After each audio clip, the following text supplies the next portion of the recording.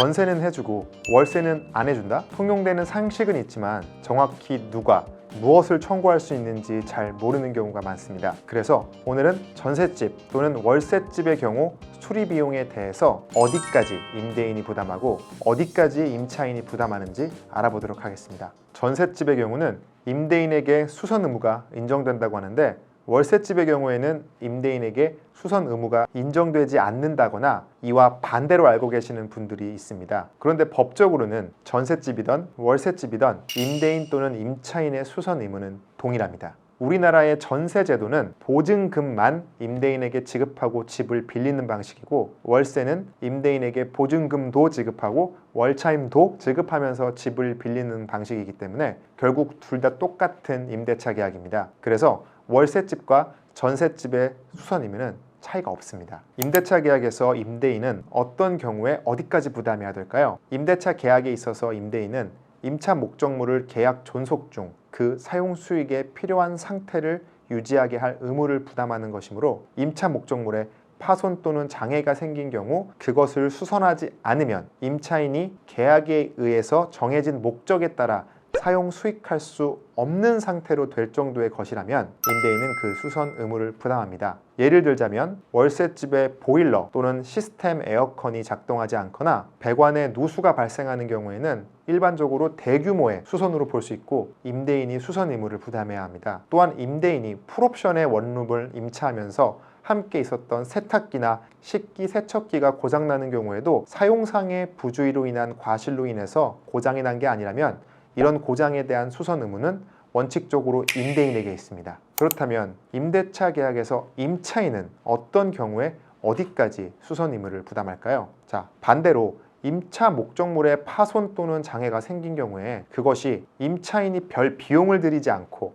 손쉽게 고칠 수 있는 정도의 사소한 것이어서 임차인의 사용 수익을 방해할 정도의 것이 아니라면 임차인이 수선 의무를 부담합니다. 예를 들어 전등이 들어오지 않거나 또 건전지를 교체하면 재작동할 수 있는 물건 등은 임차인이 어렵지 않게 또 큰 비용을 들이지도 않고 고칠 수 있다고 보아서 임차인에게 수선 의무가 있다고 보시면 됩니다. 그런데 만약 임대차 계약서를 작성하면서 특약사항에 임차 목적물에 대한 모든 파손 및 장애가 생기는 경우 임차인이 책임지고 수리한다는 취지의 내용을 기재한 경우 임대인에게는 모든 수선 의무가 면제되는 것일까요? 임대인의 수선 의무는 특약에 의해서 면제하거나 임차인의 부담으로 돌릴 수는 있는데, 그 특약에서 수선 의무를 딱 정하는 특별한 사정이 없는 한 임차인이 그 수선 의무를 부담하게 되는 것은 통상 생길 수 있는 파손의 수선 등 소규모의 수선에 한정되고, 대파손의 수리,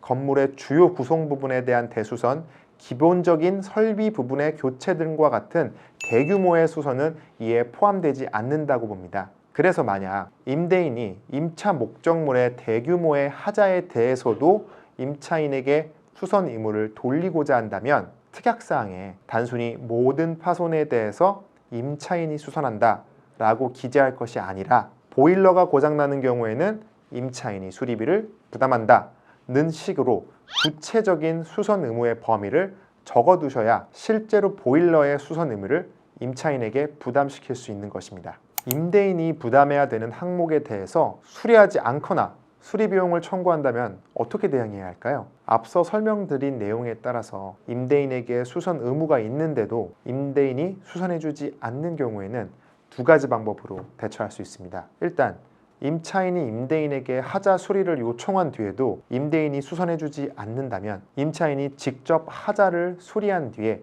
수리 비용을 임대인에게 청구할 수 있습니다. 다만 이를 위해서는 정확히 어떤 수리를 하게 되었는지 또 얼마의 비용이 나왔는지 임대인에게 상세히 알려줘야 하니 수리 진행 사진과 카드 결제 내역서나 영수증을 함께 받아두시는 것이 좋습니다. 그런데 만약 한겨울에 보일러가 고장나서 임대인에게 보일러를 교체해달라고 했는데, 아니면 수리해달라고 했는데 임대인이 보일러를 수리해주지도 않고 자기가 보일러를 고칠 돈도 없다고 한다면 망가진 보일러에 대해서 임대인에게 수리 요청을 하면서 일정한 기간 내에 수리해주지 않으면 임대차 계약을 해지하겠다고 통보한 다음에 그 기간이 지날 때까지 임대인이 보일러 등 수리를 해주지 않았음을 이유로 임대차 계약을 해지하고 또 보증금을 반환해달라고 요청할 수 있습니다. 그렇다면 이사 전 계약 이전의 상태로 돌려내야 하는 의무는 어디까지일까요? 만약 임차 목적물에 과거 임차인이 벽에 벽걸이 TV를 설치하였다가 제거해서